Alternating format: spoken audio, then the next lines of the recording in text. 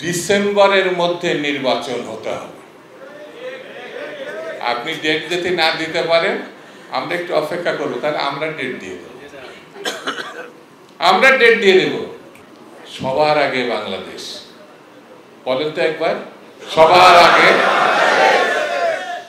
একটা শব্দের মধ্যে পুরা লক্ষ্যটা কিভাবে জনাব তারেক রহমান সাহেব উচ্চারণ করেছে, সবার আগে বাংলাদেশ। আর এরা সবার আগে গ্রামীণ ব্যাংক, সবার আগে ট্যাক্স দেবো না 6 বছর, সবার আগে লাইসেন্স চাই, বিদেশের লোক পাঠাবো ম্যান পাওয়ারে আদৌ। আর ওখানে গিয়ে বলছে জাপানে 1 লক্ষ লোক যাবে। আমার মনে হয় ওই ব্যবসা করার জন্য ওখানে গেছে। এখানে আমাদের হেলাল বলল রাষ্ট্রের আমন্ত্রণে তিনি কোনো জায়গায় যান না। আমি তার নিয়ে বেশি কথা বলবো না, তবে এতটুকু বলতে পারি আমাদের নেতা অ্যাক্টিং চেয়ারপারসন স্পষ্ট করে একটা বার্তা দিয়ে দিয়েছে রাষ্ট্রের, সরকারের এবং বিএনপি দেশের মানুষের জন্য। সেটি হচ্ছে ডিসেম্বরের মধ্যে নির্বাচন হতে হবে। আপনি ডেট যদি না দিতে পারেন আমরা একটু অপেক্ষা করবো, তাহলে আমরা ডেট দিয়ে দেব। আমরা ডেট দিয়ে দেব। আপনাদের কর্মচারী এখানে যারা পুলিশ, এখানে প্রশাসন দেশের মানুষের অর্থে চলে, তো দেশের মানুষ তো আপনি যদি নববধূর মতো আচরণ করেন তাহলে তো আপনারা কি করব? এখন তো আমাদের একটা ডেট তো দরকার না। এখন পাত্রী আমরা দেখতে গেছি, পছন্দ হয়েছে, তাহলে আমরা কি করব? একটা দিন করতে হবে, তো দিন করতে হবে না? দিন না করলে তো আমি তো কারো দাওয়াত দিতে পারবো না। ভাই বৈশাখ মাসে 1 তারিখে এসেন আমার মেয়ের বিয়ে অথবা আমার ছেলের বিয়ে, আপনি দিন করবেন না, দাওয়াত দেন আবার কি করে? খুব পরিষ্কার করে বলি ভাই, আমরা এখন একটা বয়সে এসে, আমরা তো ছাত্র রাজনীতি করতাম, আমার এখানে যারা আছে এখন সবাই ছাত্র রাজনীতি করতাম। ছাত্র দল কিন্তু এখন মাঠে আছে, বিএনপি মাঠে আছে, যুব দল মাঠে আছে, শ্রমিক দল মাঠে আছে, স্বেচ্ছাসেবক দল মাঠে আছে, মহিলা দল মাঠে আছে। তারেক রহমান এখনো চূড়ান্ত কথাটা বলে নাই, আমরা মাঠেই আছি।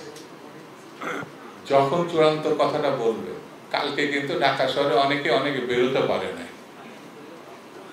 পারে না, যখন বাংলাদেশটাকে স্ট্যাগনেট, একেবারে স্থবির হয়ে যাবে, সেদিন বুঝতে পারবে।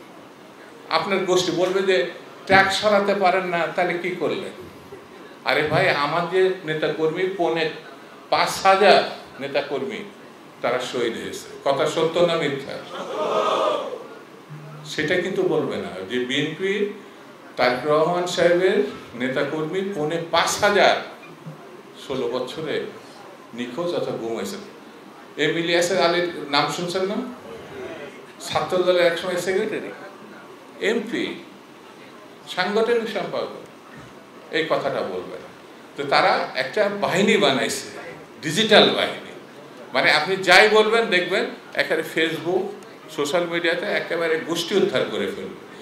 আমাদের উচিত হচ্ছে নেতাকর্মীদের এই সোশ্যাল মিডিয়া কিন্তু এখন খুব গুরুত্বপূর্ণ। শুধু নিজেরটা দেখে আপনি চলে যাবেন এটা না, আপনার দলের কথা ভাবতে হবে, নেতার কথা ভাবতে হবে, কর্মীদের কথা ভাবতে হবে, কর্মসূচির কথা ভাবতে হবে, এটার প্রত্যুত্তর দিতে হবে। আমি ওদের মতো ভূমিকা ছোট করার কথা বলছি না, সত্যটা প্রকাশ করতে। যেমন এরা সারা জন্ম, আরেকবার জন্ম নিলেও এরা জিতবে না। আমি কেন এই কথাটা এত দৃঢ়তার সঙ্গে বলছি এই কারণে, শহীদ জিয়া রহমানের রাজনীতি পুরুষ এবং নারী, নারীদের যে ক্ষমতায়ন, সেনাবাহিনীতে নেওয়া, পুলিশে নেওয়া, প্রশাসনে নেওয়া, আর বেগম খালেদা জিয়া তো একেবারে ফ্রি শিক্ষার যে ব্যবস্থা, এই নারী এবং পুরুষ, আপনি যদি শুধু পুরুষ নিয়ে ভাবেন তা নারী হচ্ছে অর্ধেক শক্তি, সেদিনই তো আপনার কাজ অর্ধেক কমে গেল, হবে না। নারী শক্তিকে আপনি আপনার ধর্মমতের মধ্যে রেখেও আপনি তাদেরকে নিয়ে অনেক কাজ করতে পারেন। চট্টগ্রাম বিশ্ববিদ্যালয়ে একটা মেয়েকে কিভাবে পিছন দিক থেকে লাথি মারছে দেখছেন না সোশ্যাল মিডিয়া? দেখছেন? কারা মারছে? কারা মারছে? শিবির, গুপ্ত সংগঠন, যারা আমাদের ছাত্র দলের সাম্যকে হত্যা করেছে, যারা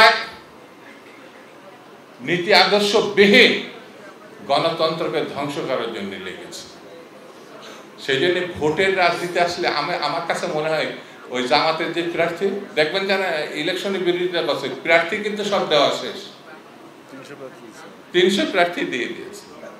আমি একেবারে চ্যালেঞ্জ করে বলছি, জামাতে ইসলামের যে প্রার্থী তার স্ত্রী যদি তার সামনে প্রকাশ্যে ভোট না দেয়, দেখবেন গোপনে দিলে পরে সে ধানের শীষে ভোট দেয়।